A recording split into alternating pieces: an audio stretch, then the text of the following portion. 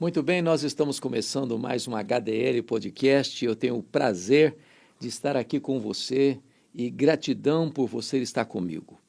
Eu vou tratar de um tema empolgante, muito oportuno, aliás, necessário. Calma, não desanime, ainda não é o fim. Então, logo depois da vinheta, nós estaremos de volta, não saia daí. Não desanime, ainda não é o fim. Tem muita gente que acha que já é o fim, que já jogou a toalha, que já desistiu, que não acredita mais, que não tem mais esperança. E hoje eu quero trazer à sua memória esclarecida um dos episódios mais empolgantes da história da redenção. É uma das histórias comoventes, é verdade, e que, humanamente falando, parecia que era o fim. Mas quando o homem pensa que é o fim, quando ele coloca um ponto final, Deus coloca apenas uma vírgula. Então ainda há esperança. E eu quero trabalhar um texto das Escrituras que trata deste assunto. E esse texto está em Gênesis 21, 8 a 21. Eu quero iniciar dizendo o seguinte: gente de Deus também erra. Pessoas que são conhecidas como referências de piedade e fé também claudicam, tropeçam e tomam decisões equivocadas. É o caso de Abraão, o pai da fé. Diz a Bíblia que ele morava na cidade de Ur dos Caldeus, no sul da Mesopotâmia. Deus o chama, o tira de uma terra eivada de muitos deuses, e ele sai do meio da sua parentela, vai passar um tempo em Harã, no norte da Mesopotâmia, e de lá ele parte com Sara, com Ló, rumo à terra prometida. Ele está com 75 anos de idade e a sua mulher Sara com 65. Deus havia prometido a ele que ele seria pai de uma numerosa multidão.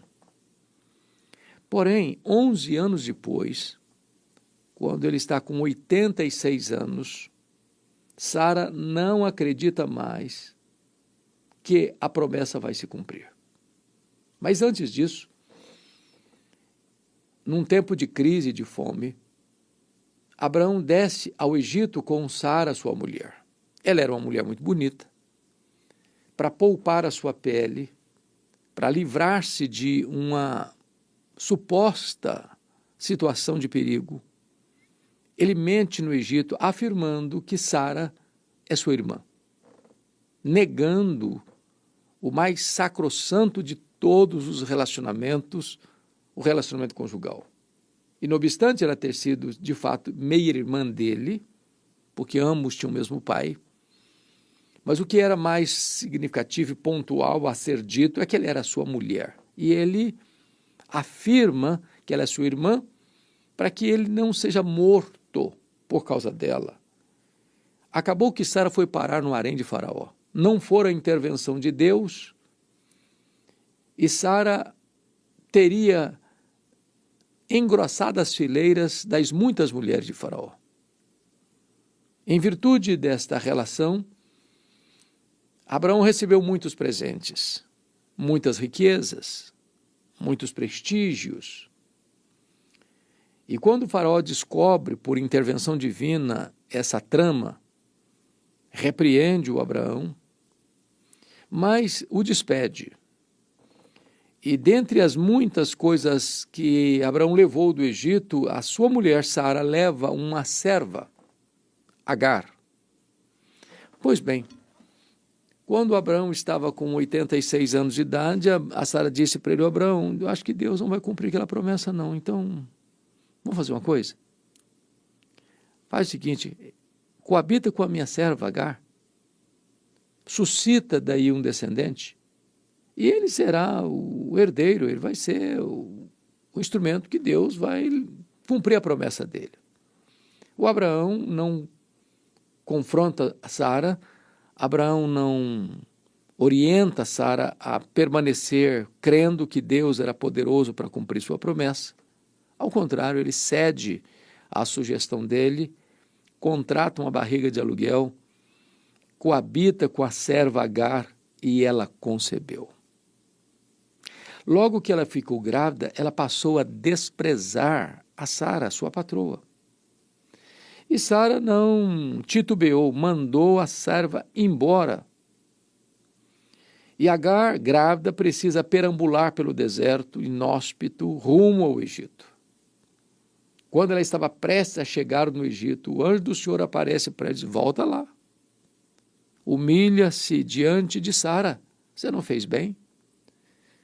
Você não fez bem, desprezando a sua patroa.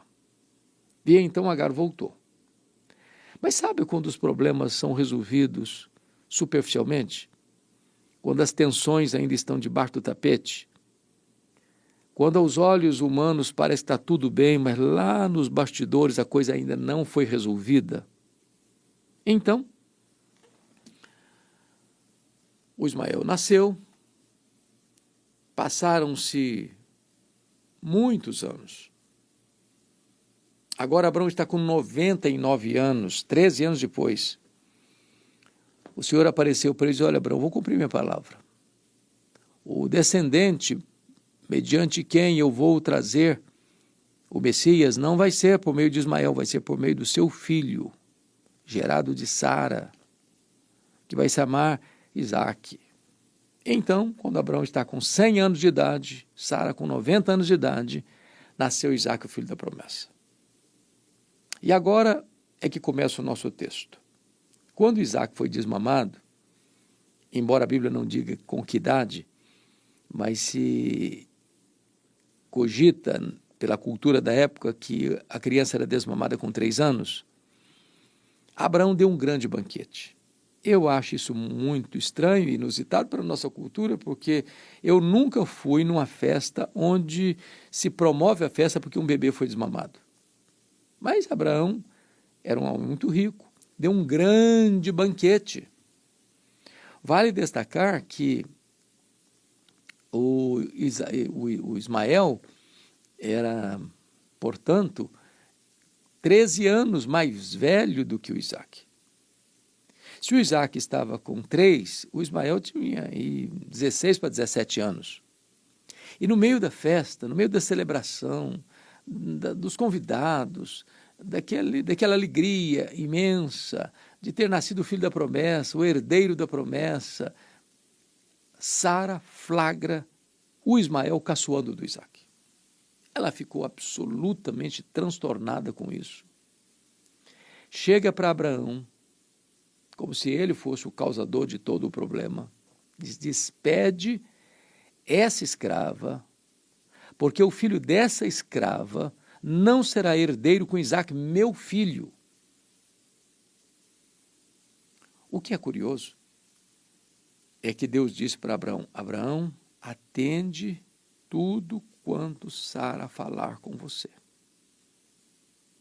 Porque o meu projeto de verdade, dentro da linhagem que eu prometi, que a sua família seria tão numerosa como as estrelas do céu, de onde então viria o Salvador, vai ser por meio de Isaque.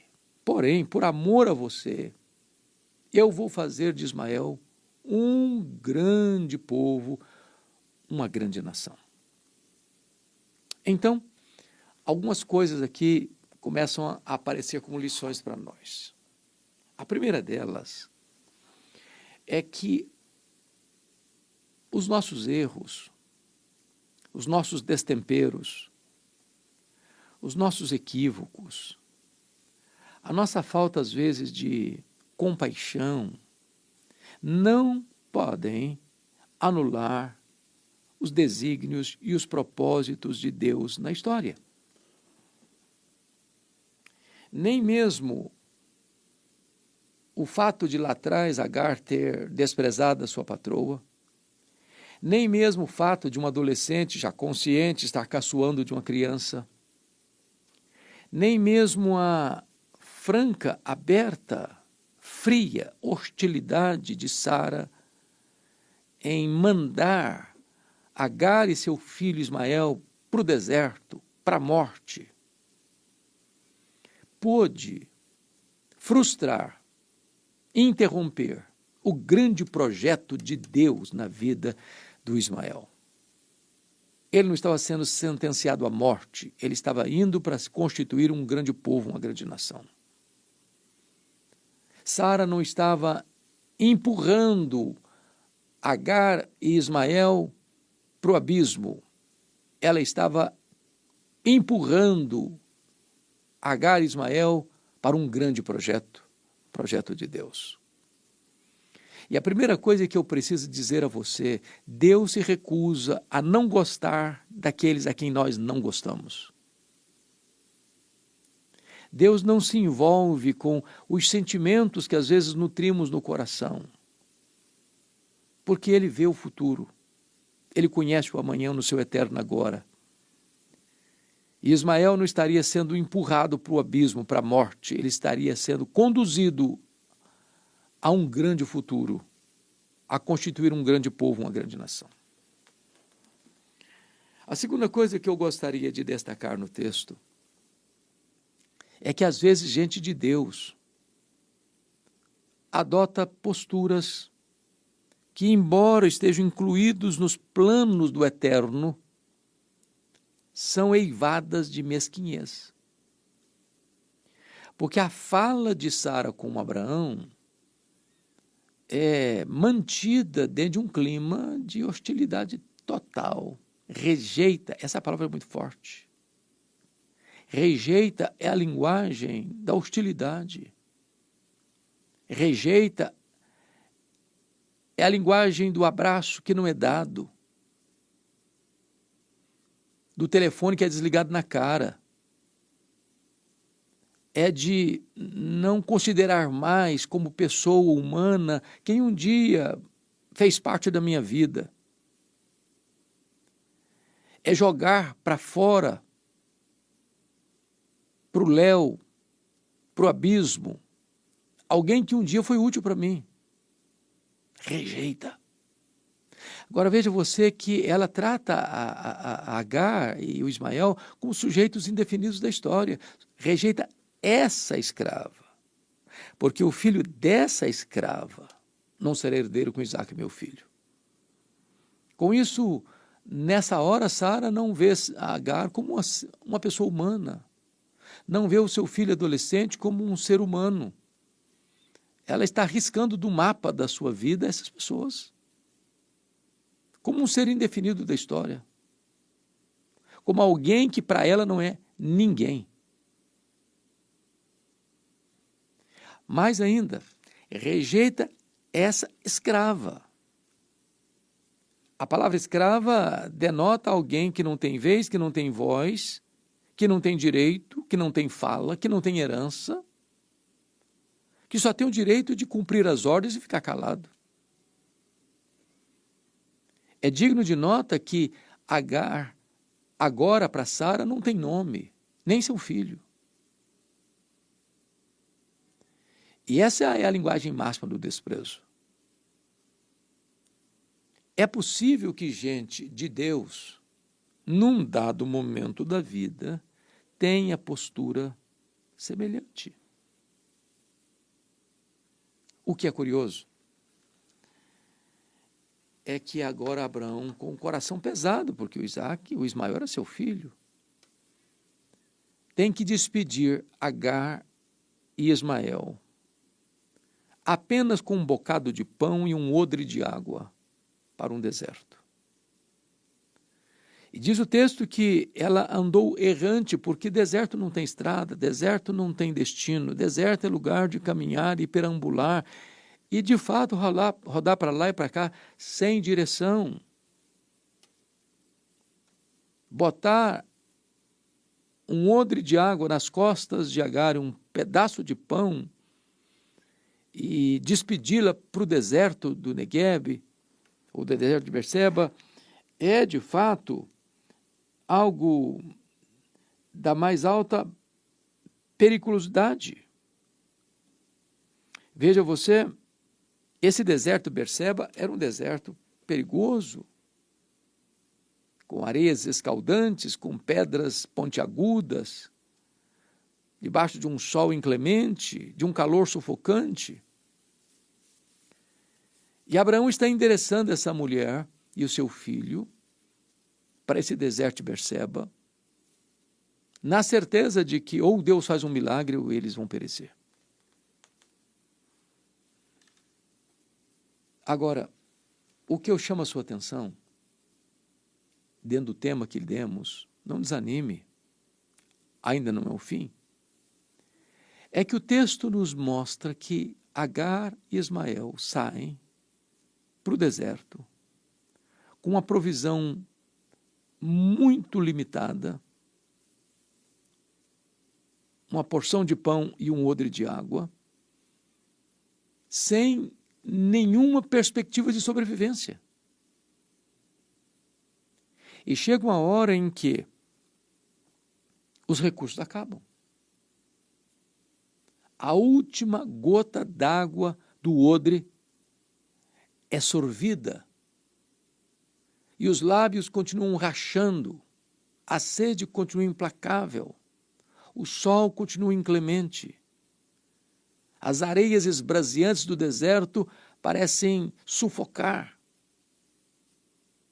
O menino já está desidratado, seus movimentos já não são coordenados. A mãe tem consciência de que chegou o fim. E ela coloca o menino debaixo de um arbusto, se afasta. E a primeira vez que ela levanta a voz, não é para expressar uma palavra sequer, é para chorar amargamente. Ela não chegou a pronunciar, apenas sentiu, pelo menos eu não verei morrer o meu filho. É o fim. É o fim da linha, é o fundo do poço. É o desespero pleno. É o fim dos recursos. Porque falta d'água no deserto é sentença de morte. Às vezes, a realidade da vida nos apresenta este quadro tão doloroso, onde você não vê mais saída, onde você não vê uma luz no fim do túnel, onde você não vê uma janela de escape, onde os seus recursos chegaram ao fim, onde você olha para o horizonte e só vê desespero. Você só traz à lembrança o que pode desesperar ainda mais você. Onde você é descartado, onde você perde o seu chão, a sua vez, a sua voz, os seus direitos, onde você se vê massacrado por circunstâncias e pessoas. Agora me permita dizer, ainda não é o fim. Porque as circunstâncias adversas não têm o poder de estabelecer o destino da sua vida. A sua vida não está nas mãos dos homens, a sua vida não está nas mãos das circunstâncias, a sua vida está nas mãos de Deus. E quando Agar pensou que era o fim, diz o texto bíblico, que ela escuta uma voz do céu, do anjo de Deus, que é a própria segunda pessoa da Trindade pré-encarnada. Agar, o que tens? Agar não tinha mais nome na terra. Era apenas essa escrava, mas ela continua tendo nome no céu. Ela foi rejeitada na terra, mas ela não foi rejeitada no céu. Ela foi desprezada pelos homens, mas ela não foi desprezada por Deus. Eu quero dizer para você que ainda que você chegue numa situação extrema, onde as pessoas não valorizem mais você, não mencionem mais o seu nome, não tenham gratidão pelo seu passado, não olhem mais as possibilidades do seu futuro, saiba de uma coisa, você tem seu nome no céu. Seu nome é pronunciado desde o céu. Quando Deus diz para ela, que tens, Agar? Essa mulher está sufocada. Ela está entupida de uma dor que pulsa e lateja em sua alma. O que Deus está dizendo para você é o seguinte: você não pôde se defender lá na casa de Sara, você não teve direito de expressar seus sentimentos lá na casa de Sara, mas agora eu estou alforriando você. Abra a boca, põe para fora aquilo que está atormentando a sua vida. Mas o Senhor diz algo mais que é tão sublime. Olha, veja você o que Deus disse para ela. Isso é tão precioso, porque está escrito, quando Deus vê o choro de Agar e Deus escuta a voz do menino, está escrito: Deus, porém, ouviu a voz do menino, e o anjo de Deus chamou do céu Agar e lhe disse: que tens, Agar? Não tenhas medo, porque Deus ouviu a voz do menino daí onde está. Deus vê, Deus ouve. Deus vê as lágrimas de uma mãe, Deus vê a voz de um menino no CTI da vida. Deus se importa. E se importa com você. Ainda que as pessoas à sua volta não tenham com você a atitude mais humana nas circunstâncias mais difíceis da vida. Mas Deus dá uma ordem para ela no verso 18, olha que coisa interessante. Ergue-te, levanta o rapaz, segura-o pela mão. Antes de Agar poder socorrer o filho dela, ela precisava ter uma nova postura na vida. Ergue-te. Ergue-te. E essa é uma palavra que eu quero entregar para você, mãe, para você, pai, que está lidando talvez com situações muito difíceis com seus filhos. Talvez você não vê mais perspectiva diante dos dramas que se abateram sobre a sua casa, sobre a sua família, sobre os seus filhos. Ergue-te. Ergue-te, levanta, assuma uma nova postura. Mas o texto diz além, levanta o rapaz. Tem hora que os nossos filhos não precisam de um sermão, precisam de uma mão estendida. Não precisam de palavras, precisam de um gesto. Levanta o rapaz. Ele está caído, ele está prostrado, ele está à míngua, ele está com sede, ele está desfalecendo. Levanta o rapaz. E o texto prossegue e diz, segura-o pela mão. Segura-o pela mão. Agora ele não tem condições de caminhar sozinho, agora ele precisa de companhia, agora ele precisa de segurança, agora ele precisa de direção. Segura-o pela mão. E o texto, nessa conjuntura, reafirma a Agar a mesma promessa que fizera a Abraão, porque eu farei dele, do rapaz, um grande povo. Eu farei dele, do rapaz, uma grande nação. Não é o fim, é o começo de uma grande história. Quantas pessoas que pensaram que era o fim, porque caíram, se arrebentaram, se machucaram, se feriram. Às vezes, tomadas por paixões terríveis, ou às vezes escravizadas por drogas letais, às vezes se envolvendo em relacionamentos perigosos.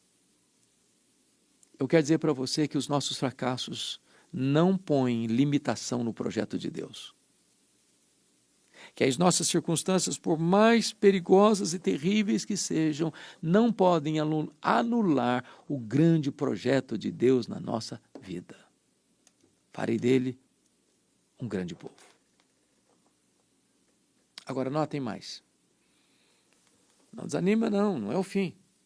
Porque o texto nos informa no verso 19, abrindo-lhe Deus os olhos, viu ela um poço de água. Não há consenso entre os estudiosos da Bíblia se Deus abriu aquele poço naquela hora, ou se aquele poço já estava lá e Deus precisou apenas abrir os olhos de Agar. Isso não é o mais relevante. O mais relevante é quando você pensa que os seus recursos acabaram, Deus pode abrir seus olhos e mostrar uma fonte de vida para você. Os recursos humanos acabaram, os recursos divinos estão disponíveis. Uma fonte no deserto é vida, é esperança, é recomeço. Então diz a Bíblia que Agar vai, enche o seu odre de água e deu de beber ao rapaz. Aquele arbusto era o CTI de Ismael. Era o fim, humanamente falando. Mas Deus entrou na história. Deus é especialista em mudar o placar do jogo. Deus é especialista em alterar circunstâncias humanamente impossíveis. Deus é especialista em fazer milagres. Talvez você hoje esteja vivendo um quadro até parecido com aquele de Agar e Ismael. Talvez você já está só chorando, sufocado por uma dor que você nem consegue expressar. Mas não é o fim. É o começo de uma grande história. Porque o texto prossegue e diz assim: Deus estava com o rapaz. Mesmo que você seja desprezado pelos homens, Deus está com você. E o texto diz que ele habitou no deserto e se tornou flecheiro, ou seja, o deserto não era a sua sepultura, o deserto era o seu habitat. O deserto não era o fim, o deserto era o começo. O deserto não era tragédia, o deserto era uma escola de treinamento. Ismael tornou-se um flecheiro, um guerreiro. E é ali que ele vai se estabelecer. É ali que ele vai se empoderar. É ali que ele vai formar uma grande nação, é ali que ele vai formar um grande povo. E é curioso que este povo ainda hoje existe. É o povo do deserto, é um povo forte, é um povo guerreiro, é um povo rico. Isso tem a ver com a bênção de Abraão lá no passado, porque os planos de Deus não podem ser frustrados. Mas o texto conclui de maneira tão linda. No verso 21 diz: E habitou no deserto de Parã, e sua mãe o casou com uma mulher da terra do Egito. É curioso isso, porque agora Ismael já é um jovem, na idade própria de casamento. A sua mãe poderia pensar: bom, isso aí é com ele, não é comigo mais. Ou Ismael podia pensar: minha mãe não tem o direito de interferir nesta área tão privativa da minha vida, desta área cuido eu. Mas o texto nos informa que sua mãe o casou com a mulher da terra do Egito. Isso traz para nós lampejos tão importantes. Que os pais precisam estar atentos e cuidadosos no que tange ao casamento de seus filhos. Casamento não é a união de dois jovens apenas, é a união de duas famílias. Os pais podem e devem interferir, sim, no namoro, no noivado, no casamento de seus filhos. Isso porque um namoro trágico é um ensaio de um casamento desastroso. Desta maneira, Agar cumpre a sua missão de mãe e providencia para que seu filho se case com uma mulher da sua raça, do seu povo, da sua crença, dos seus valores, da sua cultura. Lá atrás, Deus havia dito para o Abraão: Abraão, não hesite em atender Sara. Não porque eu estou assinando, apoiando todas as atitudes de Sara. Mas atende Sara por duas razões. Primeiro, porque o descendente de onde virá o Messias, a história da redenção vai passar por Isaque. E segundo, porque embora Sara não tenha coragem nessa hora de mencionar o nome da mãe e nem o nome do filho, nem de Agar, nem de Ismael, achando que empurrando-os para o deserto vai lavrar o destino deles, é eu que vou fazer de Ismael um grande povo e uma grande nação. O destino deles não está nas mãos de Sara, o destino está nas minhas mãos. Deus se recusa a desgostar de quem nós não gostamos. Ele é Deus, que ama todos os povos. E é por isso que o Senhor Jesus Cristo morreu, ressuscitou e comissionou a sua igreja a ir por todo o mundo, pregar o evangelho a toda criatura, fazendo discípulos de todas as nações. É por isso que a Bíblia me ensina que Jesus morreu para comprar com seu sangue os que procedem de todo povo, tribo, raça, língua e nação. O projeto de Deus é o evangelho todo, por toda a igreja, em todo o mundo. E a Escritura diz que Deus amou o mundo de tal maneira que deu o seu Filho unigênito para que todo o que nele crê não pereça, mas tenha a vida eterna. Então, não desanima não. Ainda não é o fim. Deus ainda está escrevendo a sua história. Ele ainda não escreveu o último capítulo e Deus está construindo uma belíssima história que trará glória para o seu nome, testemunho para o evangelho e bênção para o mundo. Deus abençoe sua vida. Não desanima não. Ainda não é o fim. Se essa mensagem fez sentido para você, quem sabe você possa compartilhá-la com seus amigos. É isso mesmo. Aquilo que nos abençoa precisa ir além. E se você ainda não está inscrito no meu canal aqui, nos ajude, se inscreva. Acione aí o sininho para que você possa ser notificado, porque toda semana você vai encontrar aqui um podcast. E todo dia você vai encontrar aqui uma mensagem inédita para abençoar a sua vida. Gratidão, Deus abençoe você.